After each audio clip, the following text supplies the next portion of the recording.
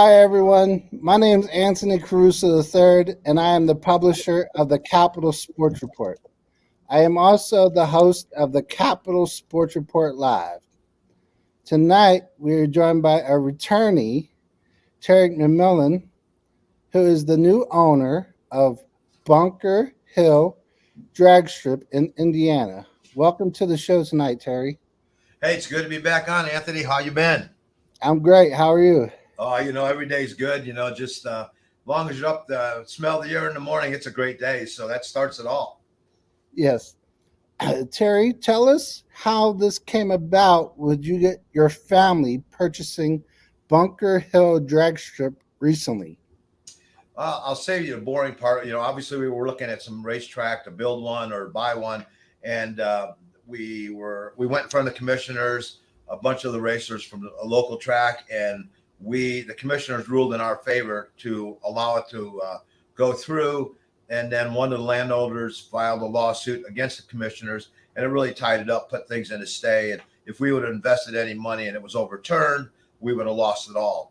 So in the meantime, we kind of been looking. It's I'm still going to try to drive the fuel car. Hopefully, we come out in Indy with that. If my back heals up good, we're going to be there. But so in the meantime, it's I've been trying to find something to do, and something that revolves around racing. And Mark Krieger from Bunker Hill, who owned it, he's a great guy. And we started talking one day, and the next thing I know, 2 weeks later, we're into the middle of this thing, just putting a deal together out of nowhere. It's just a lot of thanks to Mark. He was a one-man show. He went in there to save Bunker Hill Dragstrip, and that he did. He single-handedly did it all. I mean, there was no equipment left. Everything was sold off, and he invested in it. He bought it and then started buying all the equipment to run the races. And there was times that other racers helped him out, but 90% of what he done out there was done by himself. And so kudos to him. And it was starting to get to the point where it's starting to cause some heart issues, and he needs to take care of himself. So timing was good for both of us. And last Friday was our first official day. It rained out, but Saturday was a great day. You talked about the other previous deals that you were working on, and if you had spent money, then you would have lost that. Was there any potential hesitation when you were talking to Mark about this opportunity because of the other ones? No, because this track was still running. The difference between this one and the first one was that we were trying to make it a complex. We were going to have a road course in there because we had some connections with the automakers that could bring their cars in and test. We're going to have the drag strip, and and they were the valid concerns. Are you going to have fuel cars there? Are you going to do all these things? And the answer was yes. They granted us permission to have a fuel car there, one time a year. But for the most part, it was all about, sportsman racing, bring pro mods and maybe the alcohol cars and things like that. Just today's business, the market shares of what you make owning a drag strip are not very good. In essence, that if you don't have shows to bring fans in, that's how you have to make the money. You can always count on your local racers. They're always going to be the guy that's there. They're always going to make sure that pretty much you're going to make your weekly income that you need to keep the facility going. But we need to take it steps above that and beyond so that we can have different shows. Like, this past weekend, we had the Indiana Outlaw Gassers. Yeah. And it was a huge show. I mean, we had a lot of people, a lot of attendance. And, so it just really, really proved my point that those are the type of things that you got to do once a month or twice a month. But I don't, the real focus is that what we're trying to establish is a real family atmosphere. And Mark's done that already, but we're trying to take it to the next level because he was one man. I mean, right now we're ahead because just Corey and I, we're one person up on him, but we want to make it, we want swing set out there so kids can swing and play, have an area that, parents feel comfortable in. We can fence it in, things like that. We want to bring in some booked in shows to, the pro stock, the nostalgia pro stock cars, those type of shows so that, we can bring the fans in. They can come out and see, what drag racing is. And, like I think this weekend is the Beat the Heat. A group of people from Chicago and Indiana. Their race cars are police cars, and they go out there. And if you can beat them, they give you a free T-shirt. Well, these guys travel all over. They go to West Palm. They race all over, and it's really cool what they're doing. To help promote people staying off drugs, looking at drag racing as another venue to spend your energy. So, I've had a great relationship with those guys for many, many years. In fact, Cameron one day got to ride in Jim's car down the track at Route 66, so during the parade lap. So it's really cool. And you have all these relationships, and certainly all the years that we've been racing, we've met a lot of people. And so certainly we can call on some of those folks today and see what we can do. You mentioned when Mark took over, there was like no equipment for him to use. Do you have the right equipment today? We do, obviously, like anything, you can always improve. Technology's better. We do have everything we need to run a race today.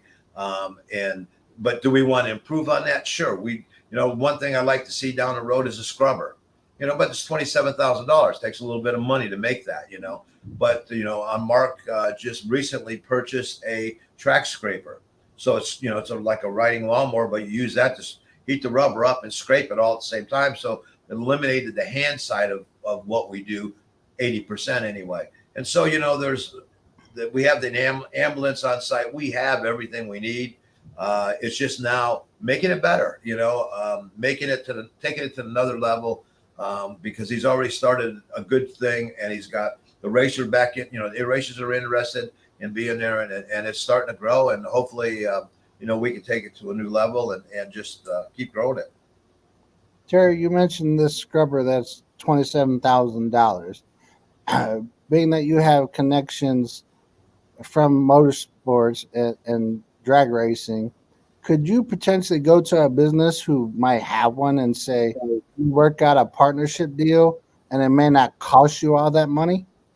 For sure. I mean, right now we're looking at leveraging a lot of different opportunities that, we've worked with over the years, or contacts that we've had. I mean, we just bought a tire dragger. So basically, same one that NHRA uses, we have one of those now that we're going to be bringing up there to help drag the track. So, we're making capital investments, but we got to do it slowly. I mean, you still gotta be able to pay everybody, keep the doors open, and you never know. I mean, like poor Mark. I mean, since April, it's rained every weekend up until last week. I think he's only had 3 races even completed because the weather has been, so horrible. So, and hopefully that's changed. And, we got rained out Friday, but Saturday was good. And, hopefully going into this weekend, we'll have our test and tune on Friday night. And then certainly, the Summit Series racing on Saturday. So it's exciting times. It's just, but we're going to leverage everything that we have, all the contacts that we have. It's already been talking to a couple people that are interested in sponsoring signs and all that that were sponsors on my race cars. So it's, we have to believe it's going to grow, but you never know. Correct. You mentioned weather, and that's a problem with a lot of track owners. Where you have a rain out, you don't make the money that you would from having an event. So how would you make that up? You talked about plans for additional events. You would have to likely have a bigger event to draw the money that you would lose. Well, first off, I'm glad we're on the air and I get to ask you this face to face. Okay.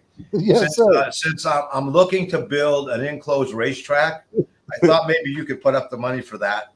Help us out with that. What do you think? I don't think an enclosed racetrack will work. I think it'd be unique. We'd be the first one, right? Yeah. Drag racing. We can race all year long. It's like the Bears said, "Oh, let's put a roof over Soldier Field." Nobody wants that. Yeah, no, I get it, but no, it's exciting. We're going to do different things. We're going to have car shows. We're going to have maybe on Wednesday nights we might have no prep racing, and maybe on Thursday nights we might do something with lights, one light, just a green light. There's a lot of ideas out there. We just have to get some feedback from folks, which we are starting to put things out on Facebook and seeing what the interest is, because it's expensive. I mean, the bigger problem that we all have today is there's a shortage on track glue. you can't get I it. was just going to ask you that. Yes. Yeah. So, Mark and I were able to purchase the last three drums that the distributor had. So, we're sitting on about 4.5, 4.25 right now, but that's not enough to maybe get us through all the year, the whole year. I see other tracks have now started their testing tunes, only prepping one lane, and not doing the other lane to cut back. And certain tracks that were quarter miles are now going back to eighth mile to save on glue. So we're all going to have to make these adjustments. But hopefully, we're sitting in a good position with what we have that we can make that work out for us. But so there's all kinds of new, twists and turns that we're going to, run into. Certainly with the environment we all live in today. I mean, tomorrow morning could be another pandemic. You never know. I mean, it's crazy how this country is so upside down at the moment. Very, very, very true. You talked about the glue, Terry. You have about 4.5 drums. You and Mark have 4.5 drums that may um, allow you to finish the season. How many? How much would you potentially use of those drums per event that you would have? Well, we're an eighth mile track, and so typically on that track, we'll use about an eighth of it. I don't know if you know what the blue sprayers look like, but we use about a quarter of a tank to an eighth of a tank, depending on the following day. Like Saturday, if you run and you didn't do Friday night, takes a little more glue on Saturday. But then after that, it'll take less glue because the track's already somewhat prepped from Saturday for Sunday. So you just have to kind of balance it out. We're just doing the best we can. We're gonna, I don't want to give it up for our racers because they work too hard to make their cars go down the track, and so we're going to do everything we can. I mean, I've talked to some contacts that I've already had that we've worked with in the past, and they're trying to find some glue. They think they might have a line on some. So ultimately, it's a troubling time with the glue situation, but we're going to figure it out. And if not, we'll start using Coke like we did in the old days. Just spray some Coke down there, let it stick to the tire. It'll work. For real? It used to a long time ago. The syrup. With the drums, with the glue, is there one distributor for that, or is there multiple distributors that you guys can use for that? Well, there's like VP has one, PH1 Okay. has one, PJ1 has one, Renegade has some. So there's different combinations and different packages. You have to find what works best with you. Right now, I think PJ1 has pretty much dedicated anything that it gets its hands on to NHRA because Okay. that's basically what's used for national events. Uh, with that being said, I don't think there's a lot of testing going on because of that, because there's just not enough glue, and I'm sure NHRA is kind of like I don't think they have enough to do all the races yet, but it keeps trickling in. So, but one of the major manufacturers of the chemical has stopped making it, and it's not just for the track stuff; it's also for like glue, the glue that you use, the construction glue or whatever. It's all different varieties of glue. So, is it going to get fixed? Sure. I mean, everybody in this, there's so many people that are so smart in this country. Someone's going to figure out what it's got to be and make it. Right. In the meantime, it's going to be troublesome for some. Yes. From covering racing for so long, I know that a lot of racers use something called pimp juice. Are you allowed to use that for the drag strip? Yeah, we can use anything we want. Unfortunately, I don't know that there's a benefit to that because we're running on a prep surface. Okay. So if you were not running on a prep surface, I would say that might be a good fix for you. But it's just like they keep putting pip juice down, and it works and works, and the more it gets down, before you know it, your 60 foots are looking pretty good because it's getting drug out that far, and it's no different than a traction compound. So it just I don't think there's enough advantage to that right now. We'd have to get too much of it to make it work, but it's always possibilities. You mentioned early in this interview uh, potentially doing no prep work, no prep events. Have your racers that you've talked to be interested in something like that? Yeah, I mean, I've talked to a few racers that we met over the years, and we've kind of felt out, what they would need and what it's going to take to make that because it's a large draw, when you can do that. But the key behind all this is at no time do I want this to overshadow my core group of racers. I mean, the way I look at it, it's just like I looked at things with the race team. You're my family, they're all family. It's not my track, it's our track. And, Yes. and I want us to, proceed in that way. And so basically, one of the things we're looking at doing is creating a board of 9 guys and gals that, we can sit and 2 times a year go and have dinner and have criticism, creative criticism. So things that we need to look at and things that maybe we need to fix that maybe we don't see. So it's really kind of just a lot to learn in a short period of time. But ultimately, I don't want no prep coming in and taking over my track. I'm for my core racers because they're the bread and butter. Those guys are going to be there every week and racing their car, and I want to support them like they're supporting us, because without them, there would be nothing.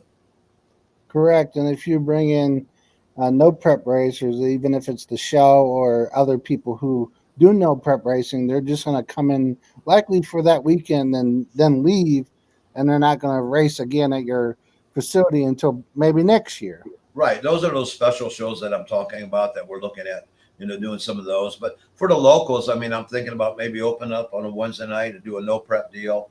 If we can get enough cars, because I mean, you got to look at it to prep the track.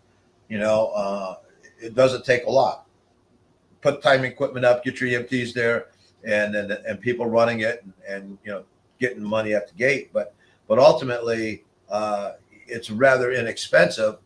But it's not somebody I'm going to see every week, like you alluded to. It's that one time a month or two, twice a month, whatever. So I'm really thinking that we need to look at, continuing with our core base, because like I said, those guys support the track and they've supported Mark all these years. And it'd be remiss to go out there and not support them. Cameron races there. There's a, great junior dragster program. There's great modified sportsmen and top ET. So we got great classes out there, and we got good racers. And the thing is that we're going to look at this and try to figure out how to promote these racers and make them stars, make them a little more comfortable with an interview and things like that, because they're our future. I mean, yes, who knows how long I'm going to be here, but I know that they're our future. And the more we can do for them, and the more we can prep them, to have like an interview, after they win the race or something like that, those little few minutes, not only does it mean the world to them, it also helps them understand what it's going to take to move further into the business, if that's their quest. So, I think we got a lot of ideas, and it's hard to unveil them all at one time, but long term, I think we have some pretty cool things, and we're just going to do whatever it takes to keep it busy. The way I look at it, if I can run it 7 days a week doing something, we're going to be making money. So we're going to have car shows, we're going to have swap meets, we're going to do different things to keep things, keep the money coming in, and then by doing that, it's going to allow us to buy that track scrubber or what have you. So like I said, there's a lot of good plans. We're going to look at doing some touch up paving in the pits and stuff like that, but it's mind boggling. I can't sleep at night because I feel like I'm in a whirlwind with all the things that we want to do and get done, but you can't wear yourself out, and we're just gonna take it one step at a time. Terry, you talked about like a board of directors that you would have with the racers. Have you potentially talked to the racers from the track about this, and when could you potentially put this in place? At the end of the season for next season? I would like to do it before the end of the year, because I would like to get feedback now going into next year, so that we can look at prioritizing things. Like I said, it's not made to be a complaint session in any way. It's made to be, creative criticism and how we as a group can make improvements. The racers, they talk to other racers, they're going to hear other things from those racers. And before you know it, if you keep hearing the same thing time and time again, you're going to say there's a problem or there's something we need to address. Let's do that.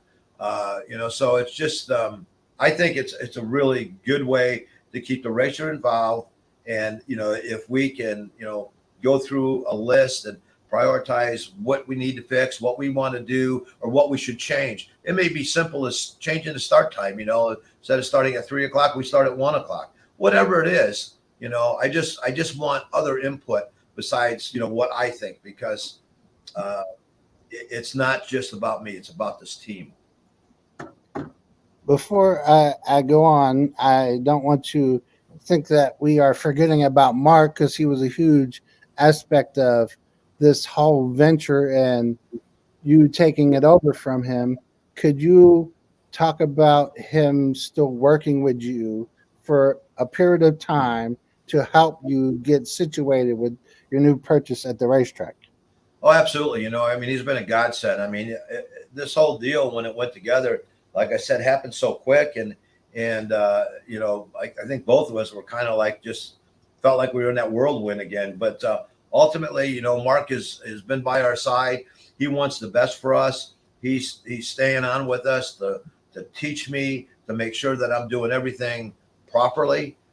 Because when he took it over 2 years ago, and it was pretty much not much left.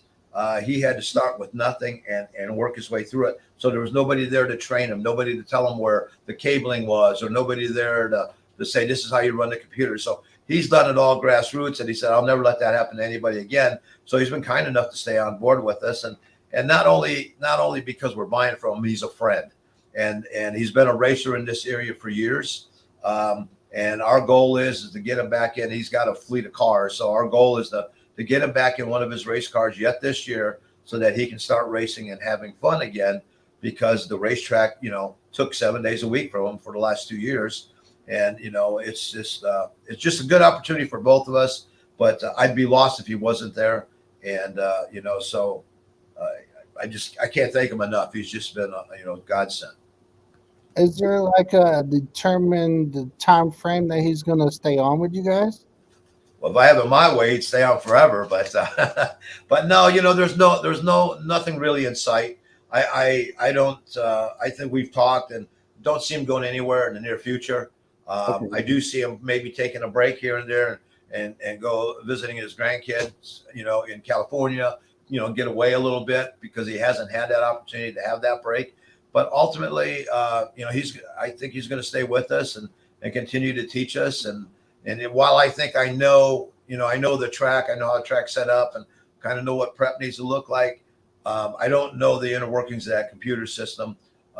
He's been kind enough to work through that and just the process of how you check the gate, to make sure that everybody's paying and that, the car counts and all the money is accounted for at the end of the night. And it's a lengthy process, so to make sure that everything balances out. And then, obviously, we got to pay the racer and get all that stuff around. So it's without him, we'd totally be going in circles. And I think that he's the reason we're allowed the opportunity to move forward at a faster rate. I know you just had one event so far with the Gassers on Saturday, but from what you learned from talking to Mark, you touched on the computer and paying out people and make sure that people are paying when they come through the gate. Would you say that's been the hardest part to learn so far as the new owner of the track? Yeah, I mean, it's the computer is a little more complicated, from what you can do and the different functions because, like Gashers run out an index, so you got to change your computer around to run an index. And then, then you got your mod class, which is your dial-in class and the same thing with the juniors and the rest of them. But you got to switch things around. And while it sounds easy, like you just go and push a button, it's not that way. And so it's probably going to take us a couple months to figure just the computer out. I did learn where to turn it on at the other day, so that's the first step in making it work. Yeah. Terry, in the next few months, in the next few years, I believe in the press release said that you would like to make some upgrades to the facility. What would you like to do to improve the facility for the racers that go there now, but also better to attract more racers that may not be from Indiana or may be from a different part of Indiana to come to your facility next year and beyond? Well, if you can write that, I'll give you my bank routing numbers. You can mail or route that money over to me now. We can get started tomorrow. We can put things in action pretty quick. You know what I'm saying? But no, I mean, the whole idea of a drag strip is that the racers, like I said, are your core, but you got to have spectators because that helps bring in money and allows you to raise the money to do additional things. Because when you race, and a racer comes in the gate, he pays his entry fee, but that you don't get all that money. It's got to be split back to those guys, and for all their effort to being there and supporting you, and so you get a very little percentage of that money. Correct. So that's not going to make you enough money fast enough. But when the fans come in, that's profit. That's just pure profit. So our goal is to make the features of our facility more friendly to the women having super clean bathrooms and someone attending the bathrooms all the time, and the guys, and just proper seating, and just try to do things that's going to give people a reason to come out there. And by the more events that we hold there, whether it be a swap meet or car shows and things like that, that comes with a lot of people, and we have to have that facility looking good. And like I said, Mark's done a great job, but at the same point in time, we need to move it up and maybe try to take it to another level so that we can make it more comfortable. Like I said, I alluded to earlier, I want to put a swing set up for the kids, fence in a little area. So that way the parents are in the grandstands watching the kids, they can look right behind them or right next and see the kids in this fenced in area playing, and those are the type of things that, because I've had children, I know what it takes. And if you don't keep your eye on them 100% of the time, and the fact of the matter is, the kids don't want to sit there watching racing for 4 hours. They want to be doing something. So put them in the swing set, the slide, and let them do those things so they can burn that energy. They're having fun. It's going to allow the adults to have fun. So, it's just a whole mix of things. But certainly, we got our work cut out for us to do those things. But it's going to happen fairly quick. I've looked at some of the pictures, and it looks like, because it's old, the drag strip and then the bleachers are on you, so there's not really much space. And I know from racing here, like when we had Englishtown or ACO, that one of the big, well, sorry, they do this about twice a year, I believe, but they bring in like monster trucks. I don't think maybe you can do that there, but I know that you had talked about car shows and swap meets. Is there any like kind of specialty events outside of like the no preps that you were also thinking about? Oh, absolutely. I mean, we as the AMLE program, we sponsor JR. I'll reach out to him. He has 4 or 5 trucks, and we're going to put shows like that together. We're going to, do whatever we can. We can bring in the motorcycle stunt guys or whatever, to create that atmosphere, so that we can do those special events and bring the people in and have the opportunity to, make money to just, keep improving our facility. But ultimately, there's nothing off the scale right now. If we can think it and we can, or someone suggests it and we can make it work, we're going to do that, because it's got to be a win-win for everybody. But ultimately, I want to make sure our family of racers have a super nice facility to race at. And like I said, Mark's got it halfway there. He's kind of handing the torch off to us to make the other half happen. And, that's our goal. Like I said earlier, the key for this is that all the past relations I've had, for the last 35 years of, being in the professional side of racing in both IHRA and NHRA, I've met a lot of contacts. And so I believe that, and I know what they need to see in return. So I believe that, we're able to put some programs together that's going to be cost effective for them, and, make that a home run for everybody. So it's going to grow. It's just, unfortunately, I wish I could throw a light switch and say it's done, but it's going to take a little bit of time. It takes time, and if you don't like it, like I mentioned with the like monster trucks, you do have the Amelie monster truck, or there was one. I do know that there was one. Right. Yeah. Maybe you could reach out to that person and say, "Oh, I would like to have monster trucks here," and then that could help get you a monster truck show. Right.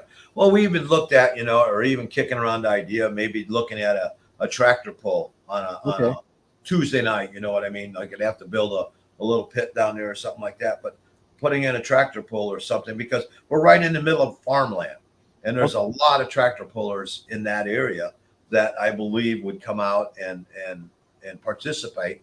So again, it's another venue. It's another venue to give the fans and racers just another variety besides just drag racing. It's going to be a combination or a collage of different avenues. And you have the friend that allowed you to drive the tractor pull last year. Yeah, I was actually supposed to do it last Friday, but it rained out, and then we were working on it and found that we had some issues with the clutch, so the primary buttons and the secondary buttons were wore out. So after we did it, took it all apart and looked at it, they ordered the parts. Unfortunately, not all the parts are available, so we may end up having to, I may have to do that in the evening and help offset whatever we got to fix to make it work.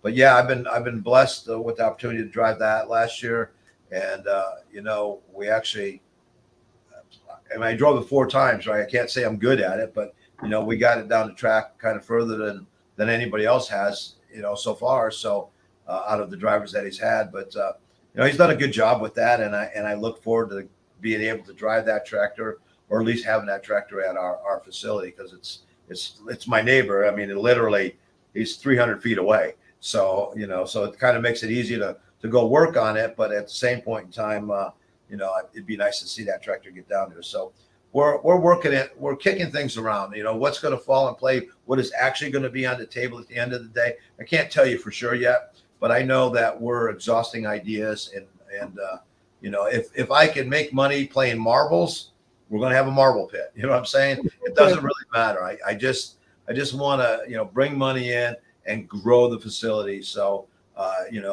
someday, hopefully, down the road, we can repave the track, or all of those things that need to go with it. But Mark just put some LED lighting in, but I want to put more LED lighting in. But it's not cheap. Long run, it pays for itself, versus the lights that we use today. But ultimately, it's going to take $40,000-$50,000 to change all that out. So there's just, like I said, we're trying to prioritize things, but at the same point in time, be creative in ideas that's going to allow us to fast track our program to get what we want to keep and maintain. Terry, Michael has a question for you. I'm gonna put it on the screen.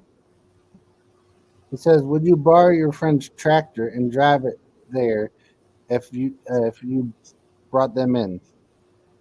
Well, I mean, that's certainly up to him. Appreciate you writing, Mike. Good to see you. But yeah, I mean, if he allowed me to drive it, I would certainly get in there and do that. But right now, it's we're just trying to get it together. And I mean, who knows? I might be able to drive it on a Tuesday night at some fair or something like that yet. But it's up in the air. But I'm sure that something like that would probably happen. As you mentioned, Amy Cook, are you? uh, the junior event. Can you talk about that on August 7th? Yeah, it's a all day junior deal, juniors only. So we break it up in age groups like 6 to 9 and 10 to 13 and on up. Um, because like right now, it's really cool. Cameron won last year his age group, so I think he won like $500. And Billy's Auto Repair. He's one of the major players at the racetrack, and he's put up and guaranteed the purse for junior dragsters all year long. He guarantees it, and it's a nice purse. And you look at this, and then we're going to have this big shootout with all the junior dragsters. More money is going to come in, and so every class or every age group can win $500 to $1,000 because we're not done collecting yet. I don't know what the final figure is going to be, but I know that there's a lot of talk going on, and I believe that at some point in time, this is probably going to be a very robust program for the juniors with sizable pot. What does Cam think of you owning it and now being able to drive at the drag strip that you own? Well, he loves it right now. And last weekend he missed his first points race ever. He's always been at the track, racing. But earlier in the year, we agreed that he could go to Michigan with his best friend, and that was on that race weekend.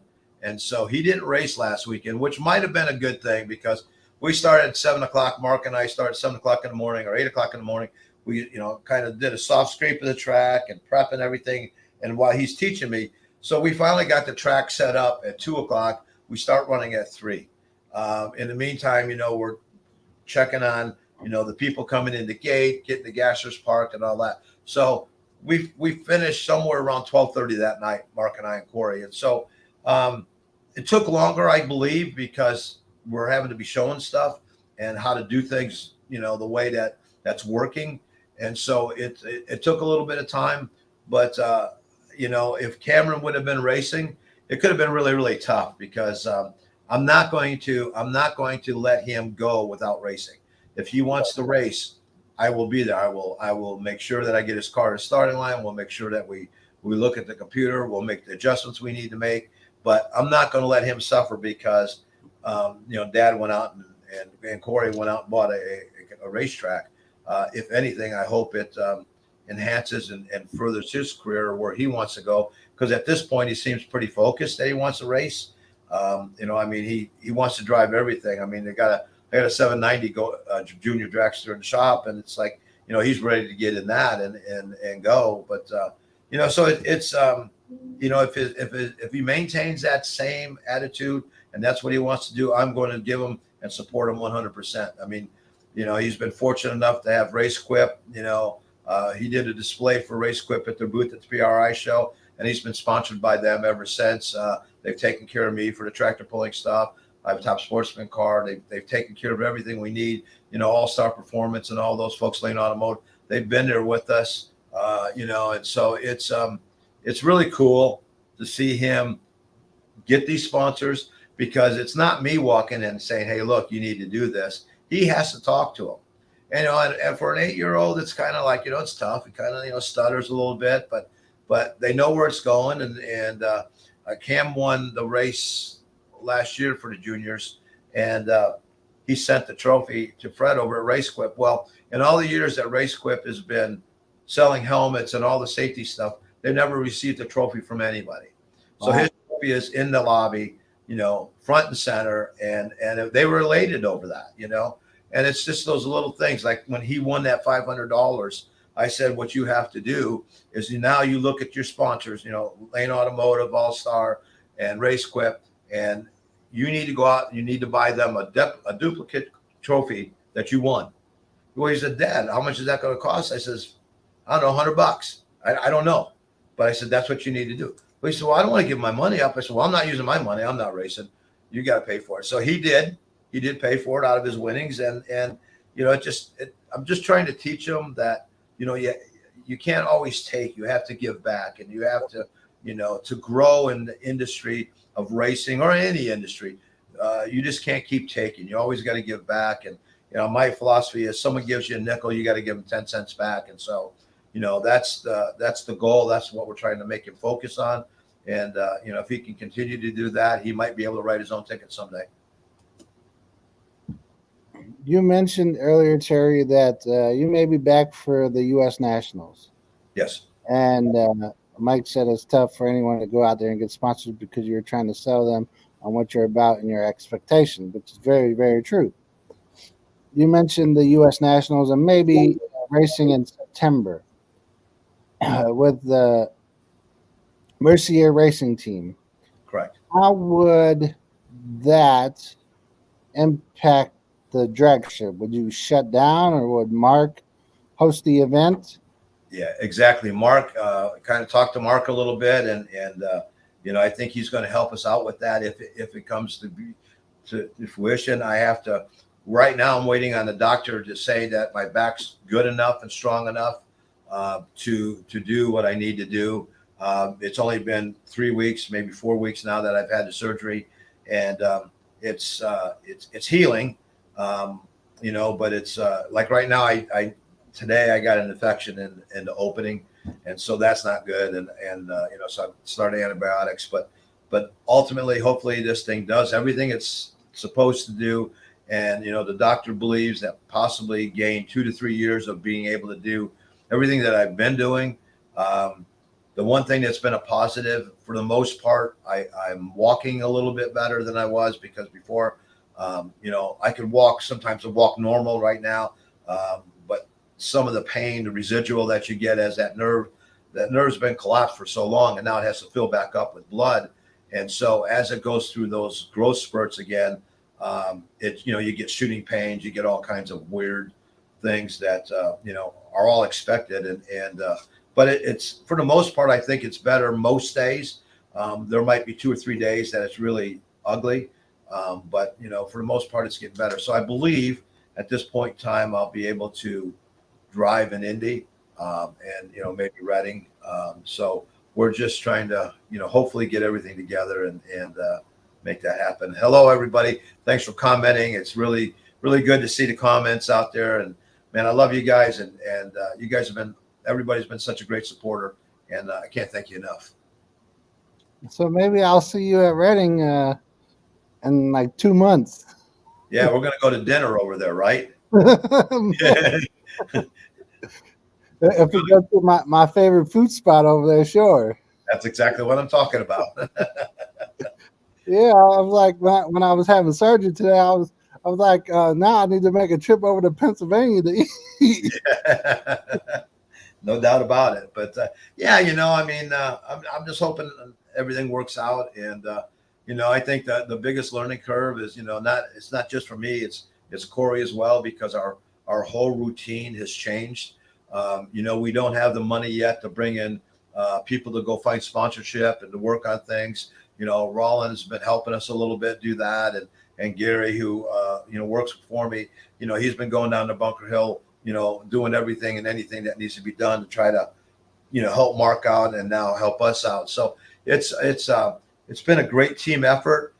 We're not done, but we got a lot to go. And so right now we're just going to keep plugging away and see how many home runs we can hit. Would your purchase and the purchase in April from the Koretsky's and saving Maple Grove Raceway, you guys have saved 2 drag strips from being sold to a developer and making homes or being a storage facility. As a racer, it's very, very important to save these tracks so the future generation has a place to race. What does it mean to you as a racer to be able to save this track? Well, I didn't really save it. Mark saved it. I'm just coming in and basically trying to enhance what we're doing and try to take some of the burden off him. Because like I said, this poor guy's been doing it by himself for 2 years, and he just needed more help. And so hopefully we're doing that.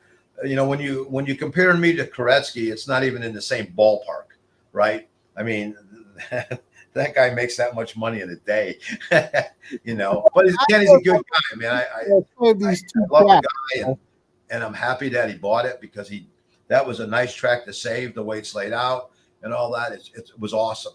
But what our goal is really not saving it. It's now taking what Mark has saved and moving it to the next level. So I'm not so much in the same ballpark as what Kenny was, but we're going to probably all go through the same exercises to make that work. Correct. And, the difference is, Kenny paid millions and I didn't. He allegedly said 20 million, but I don't know if that was the real asking price. The real asking price when it went up for sale initially was 8 million. So right. Who really knows? But Kenny, he's not going to go in there and he's going to throw everything at it to make it as good as one of the Bruton Smith tracks. Right. He's not going to sell for anything less. And that's what he's going to do. So he may spend 20 million to get it to where, with the purchase to get it what he wants. Yeah. And it'll be the way he wants it. It'll be a first-class facility. I guarantee you. Being that you have the NHRA ties, I know likelihood you cannot have, well, I'm guessing, likelihood you can't have a national event because they're all booked. So could you potentially bring in like the sportsmen and have the alcohol cars run there? We can, but again, Bunker Hill was a quarter-mile track at one time, and now because of the speed of the cars, it's been short to an 1/8 mile. Okay. So really, we could do that, and we probably will have some kind of event down the road. Maybe a big money race or something like that. But but I really don't know. But I do know that there's no way we can hold a national event, but we could probably do some stuff within the IHRA confines of bringing in top sportsmen and things like that. Okay. So it'll be more of that type of show. Mark and I kicked around the idea of bringing the fuel car in there and making a pass, but heck, by the time I get to the 8th mile, it's going to be flying, and I'm not sure I can stop it. So Okay.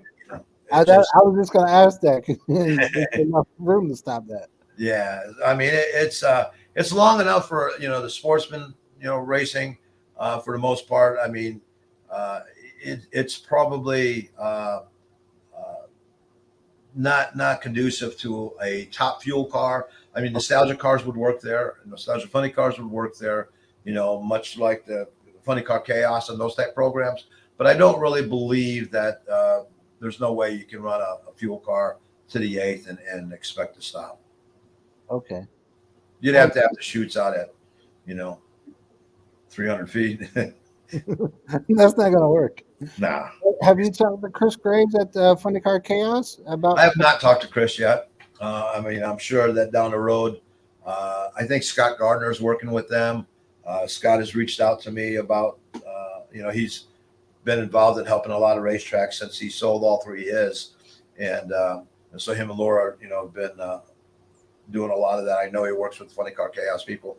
So, he's reached out and called about different things, contingency programs and things like that he's involved with. So, we're examining all that and seeing what how we can help our racer, and still maintain the same group of people that we have. I mean, obviously I want to grow it, but I only want to grow it if my racers can grow with it. While you may not be able to have a fuel car on the track, you can bring Dan's Top Fuel Dragster and have it in the pit area and start it up, and then people could see it that way. Yeah, I mean, I think it'd be cool. What I think we could do is I think it would be cool to start it and do a burnout, get out of it at 300 foot, and do that. But, it's just a matter of getting all that figured out and worked out. It's down the road. I mean, we gotta keep building the foundation first before we can build the house, if you will. Correct. So while we're busy working on our foundation down the road, something like that, I'm not going on a limb and saying guarantee it, but I'm saying that it's a good possibility. Elizabeth had a question for you. She said, lots of long-term racers at Bunker are there if you need us. Welcome to the Bunker Hill family. Just reach out and let us know how we can help. How can we get it on the historical registry? Well, we're definitely going to work on the registry. I think that's something worth noting. I have a couple congressmen that are going to come out probably in August to visit the facility.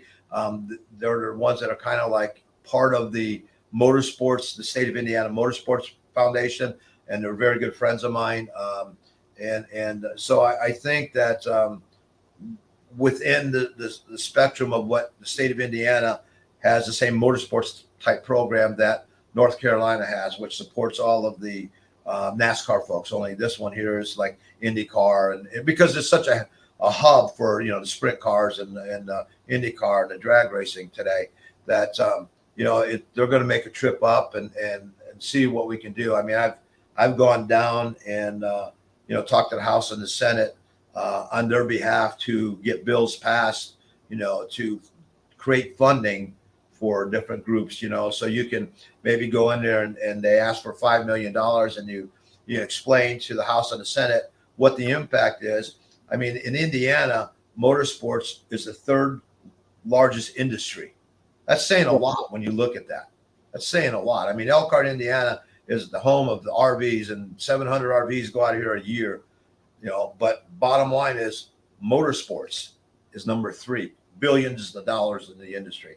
So when you start seeing that, and it makes sense why they've created the foundation or the group to have that motorsports, foundation that can help racetracks, to help people get started in doing things, it's a great asset.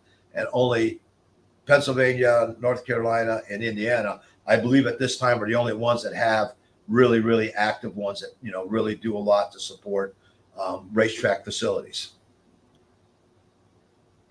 Yes, and as you said, motorsports being so huge, I read an article. I forget where it was, but it was like recently that said the motorsports industry is a $5 billion industry every year.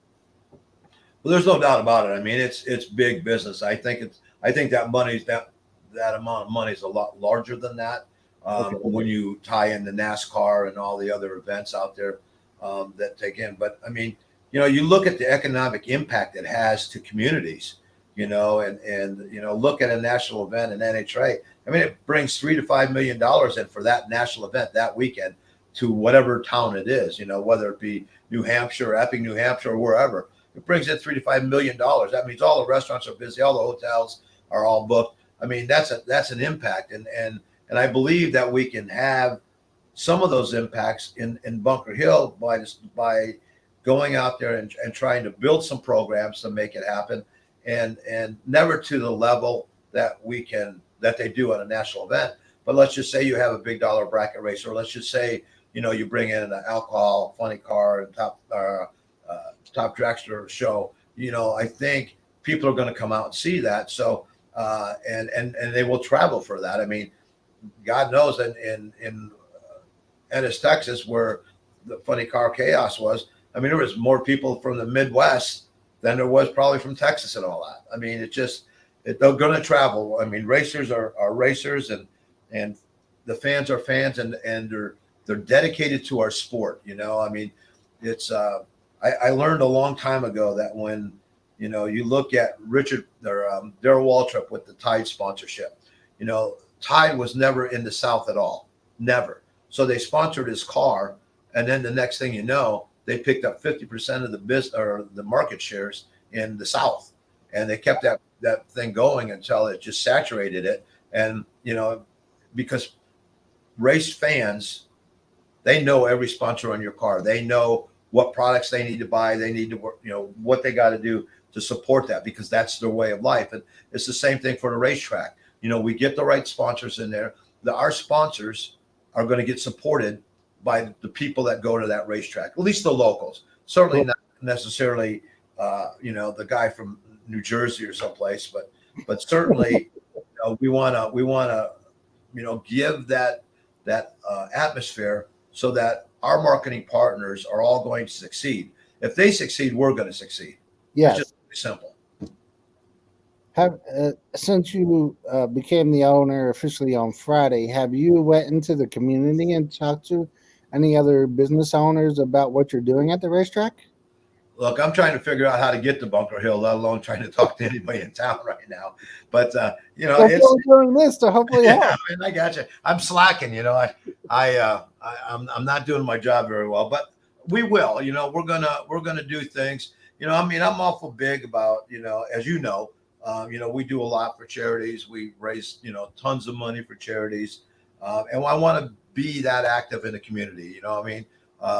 There's just a We Care program in Kokomo, Indiana that I learned about and from one of our racers. And it was so we did a 50-50 raffle. Well, the person that won the 50-50 raffle donated their money back too. So we handed $1,000, 980, whatever it might be, 60, but whatever it is, it went to that charity. So kids are going to have Christmas in Kokomo. You know what I mean? Yeah. So I want to, by doing those type of things, it's not for personal satisfaction. It's about giving back to the community that we are working in and representing. And we've done that with She for Life and breast cancer. And, we started the pink car deal and all that. So I believe that we got to do that. And as you do those things, other things happen. And I think that, those are the goals, and those are the things that we have to continue to pursue, to make this all possible. How long is it going to take? I can't answer that. I will probably during the off season make my rounds in Kokomo and in Peru and the areas around us to find some support and marketing partners. Roland is going to be out canvassing some folks right now, starting next week. That we can maybe put marketing deals together and grow. And the problem, and not the problem, but the thing you're going to run into is that no one's going to write you a $10,000 check today. Correct. You have to prove yourself that you're worthy of $10,000. So if they give you 5,000 and you're able to give them 7,000 back in return in some fashion, then that $10,000 the next year is a lot more obtainable. So I think that while we got to learn that it's baby steps, it's just like fuel car racing right now. You're not going to find anybody to write you a $3 million check today. Now you have to have many, many partners to make that work. And so I view this the same way. We just gotta be thankful for the ones that we have and make it a positive success for them, I guess, if you will, that everything they do, they're getting some value out of the dollar they're spending. But then we need to incorporate that into others. And I mean, I would like to. I mean, ultimately, one of my goals is to raise the purse. Not be maybe so dependent maybe on how many cars come in, but like try to get so you get a guaranteed purse. Let's just say a guaranteed purse of $2,500 or whatever it is, 2,000, whatever. But make it so that it's guaranteed. And so we got our work cut out for us. We've got a lot to learn, but the one thing I do know a little bit about is marketing and strategies for tying that into racing. So I believe that's going to be an asset. I believe that I've been blessed that we've driven a fuel car and people kind of know us. So I think that that's going to help the track grow to an extent. So you start taking all these little pieces and you start putting them together, and before you know it, you got a nice facility that racers can be proud of, and everybody's making a little bit more money. So it's a building process. It's a building time right now, and I'm looking forward to the challenge. And it's just like when we started fuel car racing, man. It took a long time to get where you wanted to be, but I live by my motto, which is what? Do you remember? Persistence outweighs resistance. Persistence outweighs resistance. Okay. If you're persistent, no matter how long someone resists, persistence is gonna win. You just have to keep going after it to make it work. So that's my motto. It's been my motto all along, and I think it's not going to change today. In all the years that I've known you, I've known you when we first talked. What was that? 2010. Yeah. And that was your NHRA debut. And you had, when we were first talking, you had a lot of struggles at first, but you weren't giving up. And then all of a sudden, you were good. You won races, and unfortunately, things have happened out of your control. But you made yourself a contender out there, and teams didn't look at you as, oh, we're just going to beat them. They knew that they had to bring their A game to beat you every time you raced the past few years. Right. No, and that's so true. I mean, we were in the beginning, we would buy new parts, and before I even got the invoice in the mail, we had already broke it, and so we had some struggles in the beginning, and leaving IHRA, I was driving a funny car and a fuel car both at one time, and that was a lot of fun, but it was also a lot of work trying to get the fuel car ready because it took so many people. And I think that when we made the transition to go to NHRA, because IHRA was dropping the pro classes they had over there, we went over and tested the market, and we ran 5 races to see if we could even qualify, because those people are, they're so good and so well financed. But it took us some time, but it all changed. We kept building, and you look at it, Emily was with me 22 years, and we still do things together today, just in a different fashion. But the point being is that 22 years, same marketing partner, they were seeing a return on their money, or they would have never been there to spend that kind of money. And ultimately, I think it's just we kept fighting to fight. A smarter man would have quit a long time ago when some of this stuff was going really strange. But it goes back to my motto, that if you're persistent at it and you keep trying, eventually, you're going to figure it out. And I always use this analogy that, you keep hitting your head on the wall forever.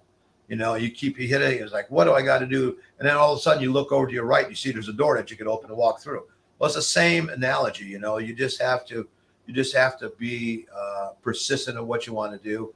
I mean, things turned around when we brought Rob Wendland in, and the team that we had formed a great team, and then we became a big contender, winning the U.S. Nationals and in Las Vegas, and so there's that persistence got us to where we were at there, and I view this racetrack much the same way. We're just going to be persistent in what we do, and go out there and make it happen. But again, none of this would have happened without Mark giving us the opportunity and staying on with us to help us get through these times. So I got a good teacher behind me, and we just got to continue now to figure out how to build it. And you said very early on that he is dealing with some health problems. So hopefully this stress that he was dealing with the racetrack, hopefully that comes off of him like a big weight, and he's be able to take care of those health problems so he doesn't have future problems in the near future or the months ahead. That's our goal. A lot of the racers there, we've all talked, and we're gonna, if we have to go down there and help him work on his car to get it ready to go, we're gonna do that. I know, a couple people, Mike and them, have been over there helping him right now, and our goal is to get him on the track sooner than later. So I mean, there's nothing better than relieving stress than getting in your race car and making a pass. I mean, it's a pretty good day. How close is he to being able to get into the car? Oh, his cars are pretty much ready to run. I mean, we just probably got to go through them a little bit and just look at some things. I think right now changing the fuel regulator and things like that, to get him out there. But it would be exciting to see him out there. I mean, 2 years he's on the track, and I think he's only made a couple passes when no one was around, just to drive the car. So we need to get him out there, get him in a race. That's what he's done all his life, is bracket race, and give him that opportunity. And I think there's enough racers out there that will all pitch in and do whatever we got to do to make that happen. Terry, you had the gassers there this weekend, and you have the Beat the Heat this coming weekend with the police cars. Could you talk and tell our audience who may not know about your schedule for the rest of the season, what other events that you guys have coming up? Yeah, we have all kinds of different events. We have King of Hill. We got the Beat the Heat. We have the Gashers coming back next month as well. We have a grocery getter race for the women. That actually, I think they've raised quite a bit of money right now for that. So that's going to be a lot of fun. Going to be some really cool videos coming out. Thanks to Corey and Ashley about getting ready, getting her hair done, makeup or something like that, and then getting in there, putting her helmet on and getting in the car. I don't know all the details, but I know it's going to be fun to watch. But, we're just trying to do things different. But yeah, keep it going. This weekend, like I said, we have Beat the Heat on Friday night. We have Test and Tune from 6 to 10 on Friday. And then on Saturday, we have some Super Point Series. And we're bringing the Mobile Ground Shaker bikes in for this venue this weekend. So, and they're always good to watch. They always have a lot of good guys out there. Oh, I'm getting yelled at already. See, I knew I'd screw it up. Grocery getters, ladies only race. Of course, Ashley'd be the one to write me, but anyway, that's cool.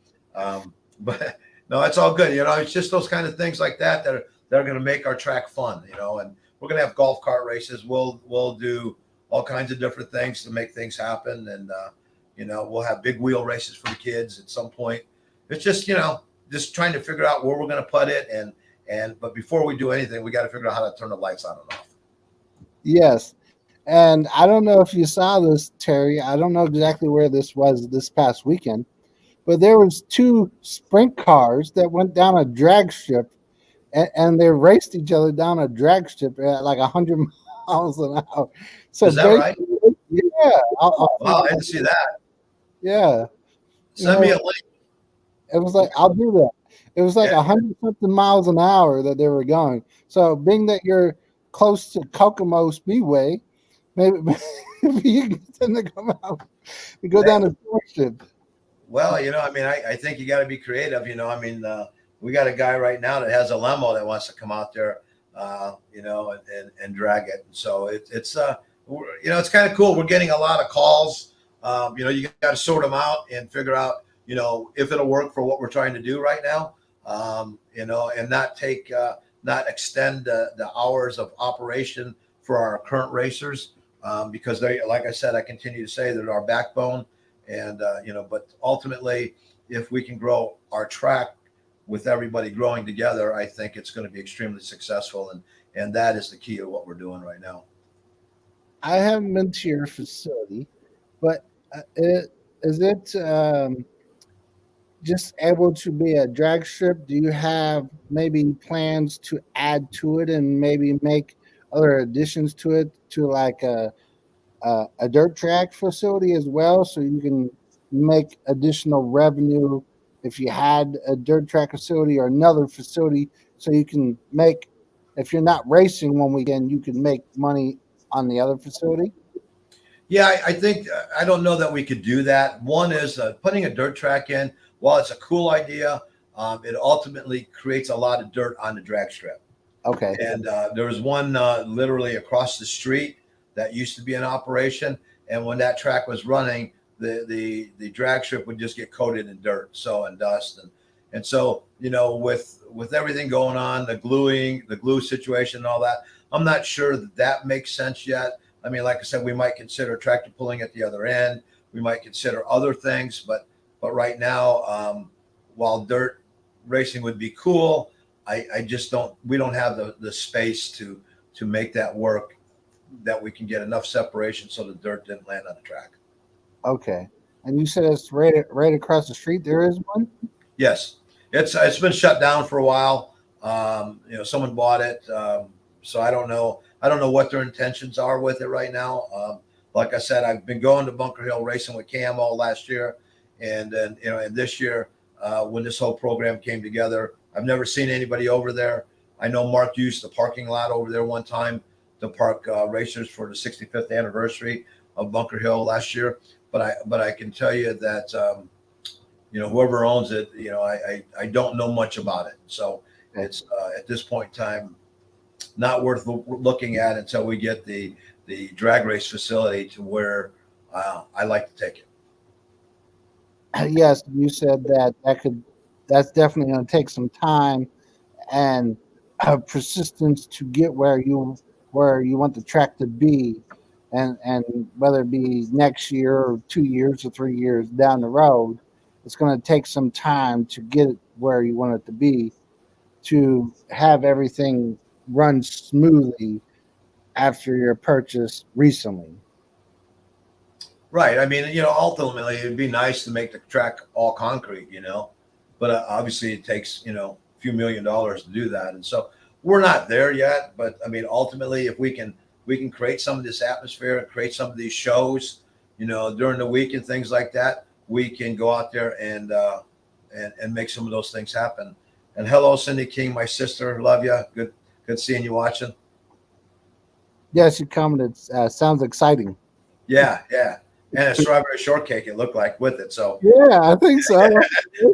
yeah, yeah. So yeah, but like I said, it's we got our work cut out for us, just because I mean the facility is okay the way it is, but it's not. I mean, I want to do it like I do everything else. I want to do it as first class as we can possibly get away with. But it's got to be within the means of what you make to invest back in it. Yes. Well, Terry, thank you for your time tonight. You need my routing number? I won't. I'll email. I'll text it to you. Don't worry about it. Somebody else said, Gene Nelson said, we are watching you. Yeah, well, I'm not sure where they're watching me from. Last time I heard they were in Alaska, so I mean, but if they are, it's awesome. I miss them. We're gonna get together and have dinner. Probably going to have to be in Kokomo though, but ultimately they're good friends. And Charlie works for or Lucas Oil at NHRA races, so they're great family. They used to work with us at Amley, and so super people and really really good friends.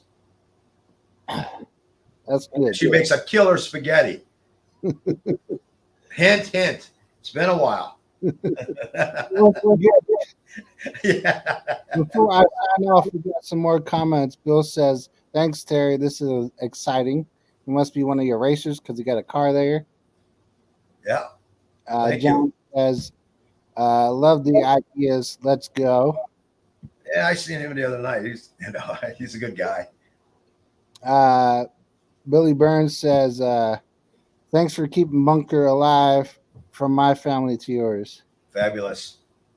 Thank you, Billy. Appreciate it. Like I said, we got some great racers out there, and we really just just want to create the atmosphere so that we can showcase them. Whether even if it's just at our track, but we can put it on the Facebook page and we can put it on our web page and all those things like that, and create some funny videos within the group of us. Something that we put on TikTok. I mean, TikTok blows up pretty quick, but again, it just whatever it takes to draw attention to what we're doing, that's what we're all about. And if we can draw attention, helping our sponsor, make their money, they're going to give us money back. And so, like I said, we got a lot of work cut out for us. I'm up for the challenge, and you just might have to come to Bunker Hill then. If you're not going to write me a check or send me money, you're going to have to come to Bunker Hill and buy dinner. Okay. I'll give you the directions. Indiana. So, but I appreciate you having us on the show. I as always, I appreciate taking the time and talking with you. It's always good to talk, and I look forward to giving you an update down the road here once we get this puppy rolling. But it's gonna be a good ride. It's gonna be a lot of fun, and I think my racers, our family, I think we're just gonna have a great gathering of people, and hopefully one that everybody enjoys. I mean, my goal is to please everybody, but we all know that's probably impossible. But if I get 99%, I feel we did our job. Well, we got some more comments here before we go. Some Matt says, "We'd love to see some no prep streetcar stuff on Wednesdays." Fabulous. Mikhail says, "Mac attack. Yes. Swings that idea." Yeah, this is something you got to have. It's just, look at Norwalk. You've been to Norwalk. Ice cream. That's it. I can't do the ice cream yet, but I'm going to figure it out. But but look at Norwalk. He put a nice facility in for the kids. Parents can put them in there. They can go play. Not that our kids don't play now, but just kind of, little ones could be kind of in an area, and you don't have to worry about them getting hit by a car or walking out in front of one. So a lot of things we got to do to make it safe, but I want to make it fun. And if we can't do this having fun, there's no reason to go through this exercise. Yes, I agree. And unfortunately, sadly, after that national event, I guess he was leaving. Bill Bader's father died, and Right. Yeah, it was tragic. Right afterwards, yeah. Yeah. Jeff says cheeseburgers. So I guess he likes your cheeseburgers. Awesome. Wow, that's good. We're gonna create a Bunker Hill burger. We just haven't figured out all the ingredients, but we will have a Bunker Hill burger down the road. And Jerry says, "You need any help, just ask." I appreciate that, Jerry. Thank you very much. And You've always been a great friend and a good lifesaver. So he's one of your racers. Yeah. The Gene didn't reply back to my spaghetti comment? No. Oh man, I'm getting shut off. We're gonna have to extend this. There's my lady. Perfect. And the Wiles family says always willing to help if needed. No, I appreciate that. We're going to need some help out there. We'll get it figured out and all that. Like I said, the first couple of days we just trying to figure out where all the light switches are, let alone anything else. But Mark's there and he's guiding us, which is awesome. And again, thank you, Mark, for everything and all your support and all your help and your wisdom. And I just want to give a shout out to all the racers there, because without you, none of this would be possible. You're the ones that are going to make this fun and exciting. And like I said, I want all of us to grow together. I want to make things happen and make it work out for all of us. Terry, like I was beginning to say, thanks for your time tonight. Good luck in your adventure.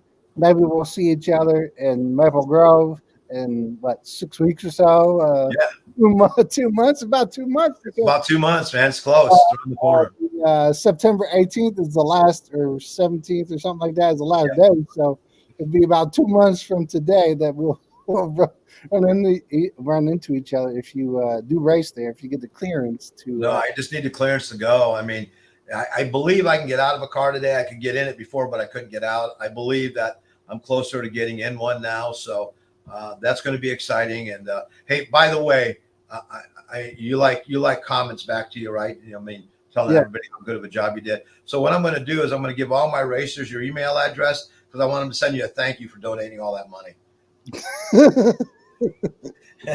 Maybe I could help giving them more publicity. Yeah, well, that you can. Oh, there's my man Cam. He Cam. says I'm not the count. So, but yeah, I mean, like I said, it's gonna be a lot of hard work, a lot of fun, a lot of blood, sweat, and tears, But we got a great base right now to work with, and it's up to all of us to grow it. And I know with the group that we have, we're going to be able to do just that. Well, that's great to hear, and it's great that you were able to save this racetrack and not allowed to be sold off to some developer or a storage facility. So the next I'd generation, rather look at it that we're saving Mark. That's what I'd right. rather look at it as because I really believe that I mean, I know a lot more about what's going on with Mark, and I really think that on one side he's glad that he's going to be able to go racing again. On the other side, he's glad, not so happy to give up. He's sad about giving up his baby that he started from ground zero again 2 years ago. But ultimately, most importantly, it's about his health, and we got to get him healthy and get him back on track, and then get him on the racetrack. We'll do just that. So. Like I said, thanks to Mark and all my racers, not my racer, all our racers, for making this happen. And we got a lot to go, but I'll make sure that the Capital Sports Report Center gets all the updates now. Well, thank you. I saw that. I guess Corey was sharing it on social media, and I guess she runs the social media now for the drag strip, and I saw that it was shared on their account too.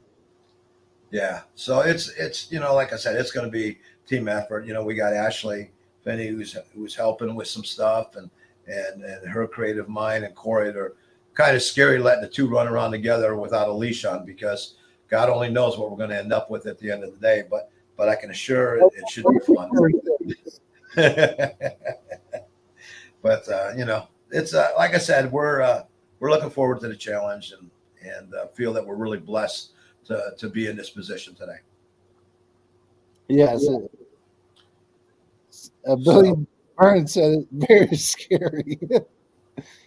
what's scary? I What's don't know. fair? Yeah, Look fair in the eye and walk right past it. is he one of your racers? Yeah, he is. He's one of the racers. I mean, his family, they bring 4 or 5 cars. I heard the other day he just went out and bought a whole garage flying. He's a Buick guy, Okay. uh, and he's got. I don't know everything, but I know that this guy's got more Buicks and more Buick motors. Everything in it, every car that he has is a Buick. He owns a big auto repair center, and he's a huge supporter. Like I said, he funds the junior dragster class, but he knows Corey. He doesn't know Corey so much, but he definitely knows Ashley, and that's what his very scary comment is. So, like I said, let the fun begin, and we'll find out where it all ends up at. And maybe Terry, I'll mention this before we close. So I'm actually I'm not going to release the name because I don't want someone else to steal it from me. But I'm actually creating a new publication outside of the Capital Sports Report, and it's going to be about car show quality cars that are classic cars, exotic cars, and muscle cars. Nice. I want to get into the car enthusiast field because it's so big. And I know somebody who had bought, I'll call it a barnyard.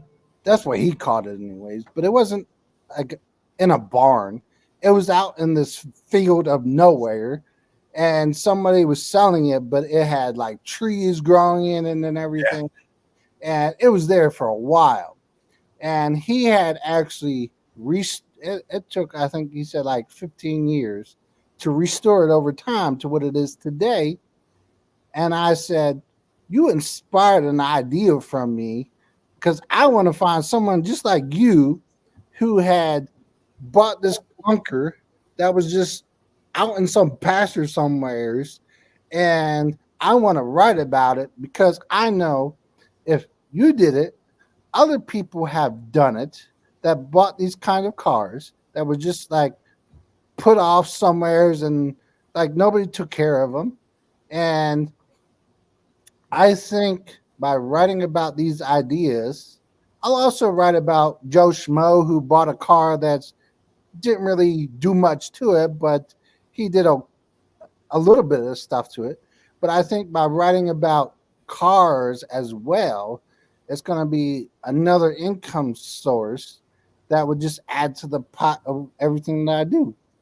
Well, I couldn't agree more. I mean, I think it's not a lost art yet. I mean, there's a lot of people doing it. I mean, the younger folks today do it in a different fashion.